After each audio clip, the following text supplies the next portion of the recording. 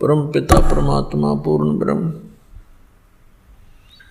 सर्व सृष्टि रचनहार कबीर परमेश्वर जी की असीम रजा से असीम कृपा से पुण्यात्माओं आप ये सत्संग सुन रहे हो। इस संसार के अंदर यदि कोई वस्तु असंभव है,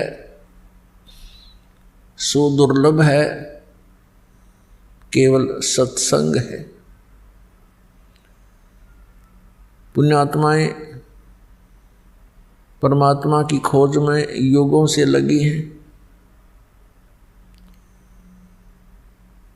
और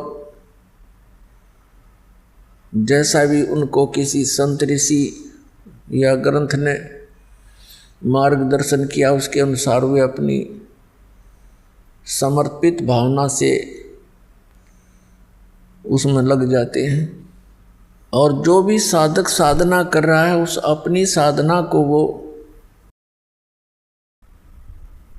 उत्तम मानकर ही करता है और उसके परिणाम स्वरूप फिर हम देखते हैं जैसे हमारा जन्म पवित्र हिंदू धर्म के अंदर हुआ,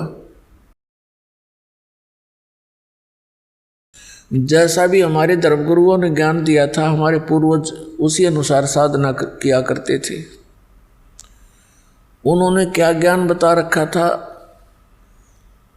कि बच्चा हो जा, होम करा लो, मृत्यु हो जा तो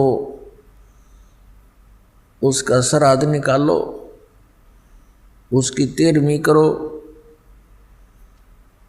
और जैसा भी उन्होंने मार्गदर्शन किया, राम कृष्ण भगवान है, श्री कृष्ण भगवान, विष्णु भगवान, शंकर भगवान, तो ये सभी साधना किया करते थे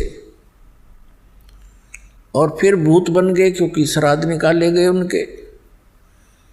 तो श्राद्ध क्रिया प्रेत योनि प्राप्त प्राणियों के विषय में ही होती है। तो हम सभी श्राद्ध निकाल रहे थे, इससे सिद्ध हो गया कि हमारे सारे पूर्वज भूत बन गए। तो जिसको हम सत्संग समझते थे, क्योंकि सत्संग का अर्थ है, वैसे यथार्थ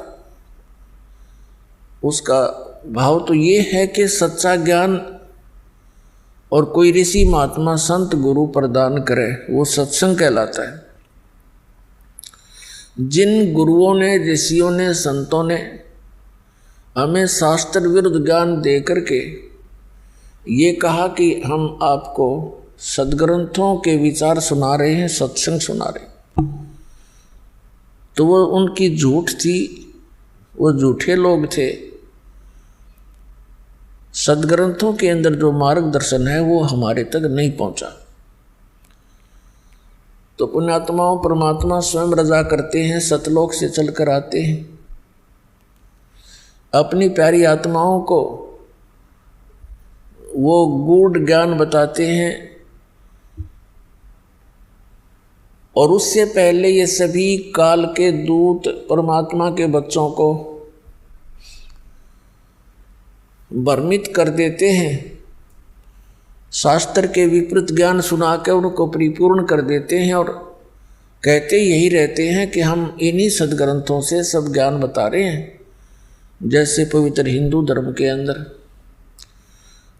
पवित्र 4 वेद, पवित्र श्रीमद् भगवद गीता, पवित्र 18 पुराण, ये मान्य ग्रंथ हैं। यदि इन सद्ग्रंथों का ज्ञान भी हमारे पूर्वजों को होता, यानी आप सबको होता, तो इससे आगे की पढ़ाई तो बहुत आसानी से पढ़ लेते आप।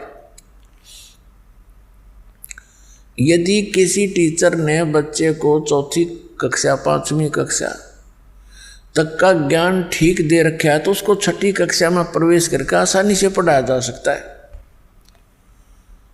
और जिसने कख नहीं सिखा रखा, सारे उल्टी बकवाद पढ़ा रखी हैं, तो उस बच्चों को फिर उसमें प्रारंभ से ही, प्रथम कक्षा से ही प्रारंभ करना पड़ता है उसको। तो आज पूरे मानव समाज को इस दास ने प्रथम कक्षा वाले क ख भी सिखाने पड़ रहे हैं। ABCD दास ही पढ़ाएगा इस अध्यात्म मार्ग की।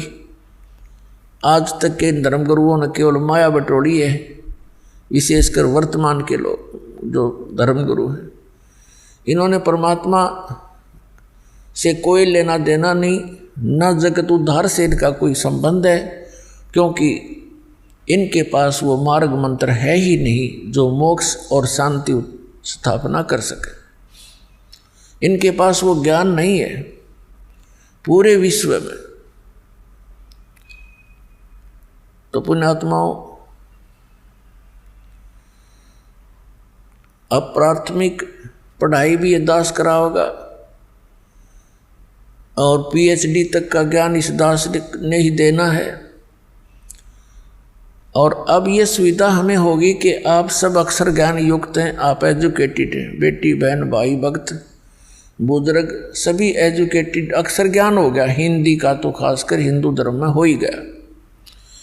पुण्यात्माओं, हमारा वैसे कोई धर्म नहीं है, जीव हमारी जाति है, मानव धर्म हमारा हिंदू मुस्लिम सिख ईसाई धर्म नहीं कोई नारा।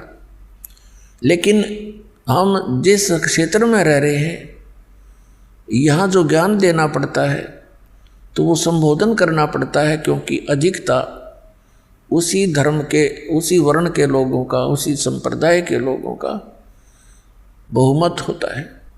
तो एक बार कुछ वर्ग समझ गए इस दास के विचारों को, फिर वो अपने सभी अन्य धर्मों में भाई बहनों को जा करके बड़े प्यार के साथ समझाएंगे।